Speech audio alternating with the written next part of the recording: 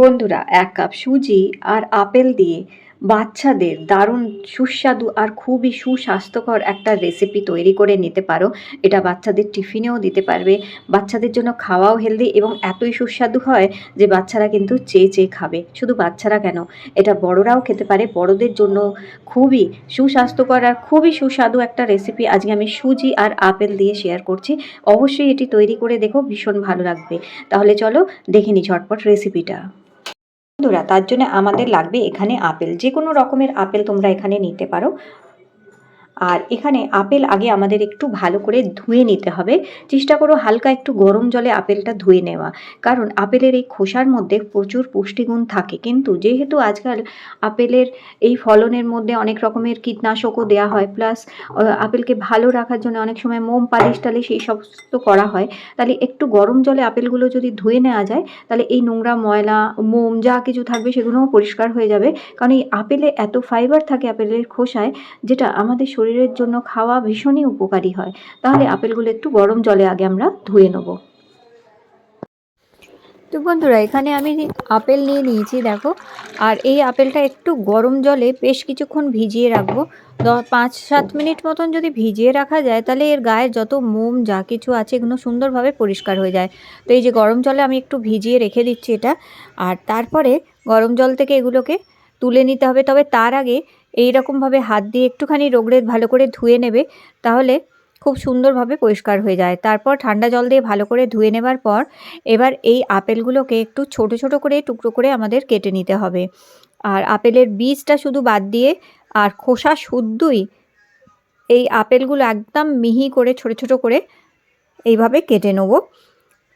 আর অনেক সময় বাচ্চারা দেখবে ফল খেতেও চায় না, তো ওদেরকে এইভাবে ফল খাওয়ানো যেতে পারে। আর অনেক সময় বাচ্চারা খোসাটাও খেতে চায় না। তো খোসার মধ্যে সত্যিকারেরই এত পুষ্টিগুণ থাকে, এই খোসা পেট পরিষ্কার করে তার সাথে সাথে। তো খোসা শুদ্ধ আজকের যে আপেলের রেসিপিটা করছি, যেমন সুস্বাস্থ্যকর খাওয়াও, তেমনই এটা খেতেও কিন্তু খুব স্বাদ হয়। তো দেখো এখানে একদম ঝিরিঝিরি করে ছোট ছোট করে আপেলগুলোকে আমি কুচি করে নিচ্ছি। তো আমি এখানে 2টো আপেল দেবো। 2টো আপেল দিয়ে বেশ অনেকটা পরিমাণই তৈরি করা যায়। এবার তোমরা যতটুক তৈরি করতে চাও তৈরি করে নিতে পারো। আর আজকের এই রেসিপিটা তৈরি করে তোমরা 4-5 দিন রেখেও দিতে পারবে। ফ্রিজে রেখে দিয়ে এটা 4-5 দিন ধরে খেতে পারবে, এবং বাইরে এটা 1 থেকে 2 দিন অবধিও রাখা যেতে পারবে, নষ্ট হবে না জিনিসটা। তো সেইভাবেই আজকের রেসিপিটা তৈরি করা হবে। তো এখানে দেখো আপেলগুলো আমার একদম ঝিরিঝিরি করে কুচি করে কাটা হয়ে গেছে। এবার এই আপেলগুলো আমি একটা বাটির মধ্যে তুলে নেব। এবার এখানে দেখো কিছু কাঠবাদাম নিয়েছি। যদি তোমাদের কাছে আলমন্ড থাকে, এরকম কাঠবাদাম থাকে, সেটা নিতে পারো। যদি এটা না থাকে, কাজু বাদাম থাকলে নিতে পারো। না যদি কাজু বাদামও থাকে, চীনাবাদাম যদি থাকে, পিনাটস যদি থাকে, সেটাও নিতে পারো। তো জরুরি না যে আমি এটা দিচ্ছি বলেই তোমাদেরও দিতে হবে না। যে কোনো নাটস, যে কোনো বাদাম, যে কোনো নাটস, যে কোনো ড্রাই ফ্রুটস এখানে তোমরা একটু গুঁড়ো করে নেবে। এইভাবে দেখো আমি ঠিক যেভাবে গুঁড়ো করেছি, মানে একবারে পাউডার করবে না, আধ ভাঙা মতন করে একটু বেশ গুঁড়ো করে নিতে হবে। এবার একটি বড় বাটি নিয়ে তার মধ্যে আমি এখানে 2 চামচ সাদা তেল দিলাম। তোমরা চাইলে তেলের বদলে ঘি ব্যবহার করতে পারো। ঘিটাকে গলিয়ে নিয়ে 2 চামচ ঘি দিয়ে দিতে পারো, অথবা বাটার গলিয়ে নিয়ে বাটারও দিতে পারো। এবার আমি দিয়ে দিচ্ছি গুড়। 2 চামচ এখানে দেখো গুড় দিয়েছি, গুঁড়ো করা আখের গুড় দিয়েছি। 2 চামচ আখের গুড় দেওয়ার পর এবারে দিচ্ছি 2 চামচ এখানে ওটস। 2 চামচ ওটস দিয়ে দিলাম।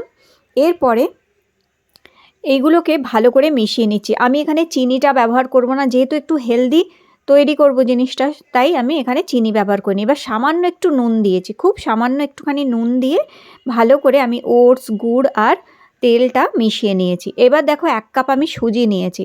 এই 1 কাপ সুজি এখানে ভালো করে আবার এটার সাথে মিশিয়ে নিচ্ছি। আর যেহেতু আপেলের মধ্যে নিজের একটা মিষ্টতা থাকে, মিষ্টি হয়, তাই খুব বেশি গুড়েরও এখানে ব্যবহার হবে না। আর খুব বেশি চিনিও দিতে লাগবে না। যদি চিনি দিয়ে তোমরা করো, আমি বলবো গুড় দিয়ে করো, ভালো হবে। এইবার এখানে 1 কাপ আমি দুধ দিয়ে দিয়েছি। দুধটা একদম নর্মাল টেম্পারেচার নেবে, মানে খুব ফ্রিজের ঠান্ডাটাও নেবে না, আবার অতিরিক্ত গরম দুধও নেবে না। একদম নর্মাল রুম টেম্পারেচারের দুধ 1 কাপ দিয়েছি। 1 কাপ যদি সুজি হয়, তাহলে বন্ধুরা 1 কাপই দুধ দেবে এখানে। তো এখানে সুজি আর দুধটা দিয়ে এবার খুব ভালো করে আমি মিশিয়ে নিলাম। এবার এটাকে কিছুক্ষণ ঢাকা দিয়ে রেখে দেবো, যাতে সুজিটা একটু নরম হয়ে যায়, ততক্ষণ ঢাকা দিয়ে রাখতে হবে। তো দেখো মোটামুটি 5-7 মিনিট ঢেকে রেখেছিলাম। দেখো সুজিটা এখন ফুলে গেছে, দেখতেই পাচ্ছ। আর আগে যখন ভিজিয়েছিলাম তখন বেশ একটু পাতলা মতন ছিল, এখন একটু ঘন মতন হয়ে গেছে এটা। তো সুজিটা ফুলে গেছে খুব ভালো মতন। ভালো করে আরেকবার এটাকে মিশিয়ে নেবার পর একটুখানি এসেন্স দিচ্ছি এখানে, এটাও কিন্তু অপশনাল। আমি একটু ভালো লাগবে বলে আমি এখানে ফ্রুট এসেন্স দিয়ে দিচ্ছি। তোমাদের কাছে যদি কোনো রকম এসেন্স থাকে দিতে পারো সেটা, অথবা ভ্যানিলা এসেন্স 2-4 ফোঁটা দিতে পারো। যদি তা না থাকে তাহলে এখানে এলাচ গুঁড়ো অথবা দালচিনির গুঁড়ো তোমরা দিতে পারো অল্প পরিমাণে, একদম খুব একটু টেস্ট স্বাদ আনার জন্য, গন্ধ আনার জন্য সেটাও দিতে পারো।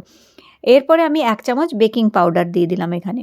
যদি তোমাদের কাছে বেকিং পাউডার না থাকে, খাবার সোডা যদি থাকে, খাবার সোডা 1/4 টিস্পুন এখানে ব্যবহার করতে পারো। যদি খাবার সোডাও না থাকে তোমাদের এখানে, তাহলে 1/2 চামচ এখানে ইনো ব্যবহার করতে পারো। তো আমি এখানে বেকিং পাউডার 1 টিস্পুন দিয়েছি। ভালো করে বেকিং পাউডারটা মিশিয়ে নেবার পর যে আপেলটা কুচিয়ে রেখেছিলাম, সেই আপেলটা আমি এই সুজির মধ্যে দিয়ে একদম খুব ভালো করে মিশিয়ে নিচ্ছি। দেখো খুব ভালো করে এইভাবে আপেলটা সুজির সাথে সমানভাবে সুন্দর করে মেশাতে হবে। আর যেহেতু বেকিং পাউডারটাও পরে দিলাম, তা সেটাও মিশিয়ে নেওয়া ভালো করে দরকার আছে। তো এইভাবে ভালো করে মিক্স করে নিয়েছি এখন। তো এটা মিক্স হয়ে গেছে, চলো এইবার বাকি প্রিপারেশনটা আমরা করে নিই এখানে। এইবার যেটা লাগবে আমাদের লাগবে একটি ফ্রাইং প্যান। তো দেখো গ্যাস জ্বালিয়ে নিচ্ছি আমি। গ্যাস জ্বালিয়ে আঁচটা দেখো একদম কমিয়ে দিয়েছি আঁচটা। এবার একটা ছড়ানোর মতন এরকম ফ্রাইং প্যান নিয়েছি। কড়া ফ্রাইং প্যান নিতে পারো। তার মধ্যে এরকম একটা স্ট্যান্ড বসাবে, তার উপর একটা থালা বসাবে, এইভাবে ছোট থালা, যাতে এইভাবে সেট হয়ে বসে যায়। এইবার একটা কড়া কিংবা একটু উঁচু ঢাকনি দিয়ে ঢাকা দিয়ে দিতে পারো এটাকে গরম হতে দিই। আর ততক্ষণ দেখো এখানে ছোট ছোট আমি কাপকেকসের যে কাগজের যে ছোট ছোট কাপকেকস তৈরি করার কাপগুলো পাওয়া যায় সেগুলোও নিয়েছি। অথবা তোমাদের কাছে যদি এরকম চায়ের কাপ থাকে, তো এগুলো তো সহজেই তোমরা দোকানে পেয়ে যাবে, ছোট ছোট চা খাওয়ার কাপ কিংবা এইরকম যে কেক তৈরি করার এই কাপগুলো, এগুলোও তোমরা নিতে পারো। তো যেটা তোমাদের আছে বাড়িতে সেটা নিতে পারো। কিছু যদি এগুলো না থাকে, প্লেন বাটি নিয়ে নেবে বাড়িতে, স্টিলের বাটি নেবে, তার মধ্যে একটুখানি তেল লাগিয়ে নেবে বাটিগুলোতে, যাতে সহজে উঠে আসে। তো যেহেতু আমার কাছে এই কাপগুলো ছিল, আমি এগুলো ব্যবহার করছি। তো আমি যেমন কি বললাম যে বাজার থেকে তোমাদের আনতে ছুটতে হবে এক্ষুনি, তা করার দরকার নেই। কিন্তু বাড়ির মধ্যে যে বাটি আছে, স্টিলের বাটি, রোজকার খাওয়া দাওয়া করো, তাতেই একটুখানি তেল বুলিয়ে নেবে বাটিগুলোর মধ্যে। আর এইরকম 1 চামচ 2 চামচ করে ওই বাটির মধ্যে তোমাদের দিয়ে দিতে হবে। ওপরে একটুখানি জায়গা ছেড়ে রাখবে, একদম ওপর টাপটুপ করে ভরবে না, কিছুটা জায়গা ছেড়ে এগুলো এইভাবে ভরে দিতে হবে। এই মিশ্রণটা দেখো ঠিক যেভাবে আমি দিচ্ছি, এইভাবে প্রতিটা কাপের মধ্যে আমি 1 চামচ করে দেখো দিয়ে দিয়েছি। এইবার ওই যে বাদাম গুঁড়োটা করে রেখেছিলাম, সেই বাদাম গুঁড়োটা ওপরে ওপরে এইভাবে ছড়িয়ে দিতে হবে আমাদের। তো প্রত্যেকটা বাটিতে ওপরে এইভাবে বাদাম কুচিগুলো দিয়ে দিচ্ছি। তোমরা চাইলে কিশমিশ দিতে পারো এর মধ্যে, কিংবা অন্য কোনো ড্রাই ফ্রুটসও তোমরা এখানে ব্যবহার করতে পারো। এই দেখো ছড়িয়ে এইভাবে দিয়ে দিলাম। খুব হেলদি একটা রেসিপি হচ্ছে। আর বিশেষ করে বাচ্চাদের টিফিনে একটা রোজই চিন্তা থাকে টিফিন বক্সে এমন কী দেওয়া যায় যেটা ওরা সহজে খেয়ে নেবে এবং সেটা যেন হেলদিও হয়। খুব ভালো একটা টিফিন বক্স রেসিপি কিন্তু এটা। এবার দেখো ঢাকনিটা খুলে নিলাম। এখন কিন্তু এই পাত্রটা গরম হয়ে গেছে। এই গরম পাত্রের মধ্যে খুব সাবধানে এইগুলো কাপগুলো বসিয়ে দিচ্ছি। তোমরা যদি স্টিলের বাটিতে করো, সেই বাটিগুলো এর উপর বসিয়ে দিয়ে এইভাবে ঢাকা দিয়ে দেবে। ঢাকা দিয়ে একদম 20 মিনিট, ঘড়ির কাঁটা দেখে ঠিক 20 মিনিট এটাকে এইভাবেই রেখে দেবে। আঁচ কমিয়ে দিয়ে একদম 20 মিনিট রাখবে। 20 মিনিটে দেখবে এত সুন্দরভাবে এগুলো বেক হয়ে যাবে, তোমরা নিজেরা অবাক হয়ে যাবে দেখে। এত সুন্দরভাবে এগুলো বেক হয়ে যায়। বাটিতে করলে বাটিতেও হবে। আর চায়ের কাপগুলো, কাগজের যে চায়ের কাপ হয় তাতেও ভালো হবে।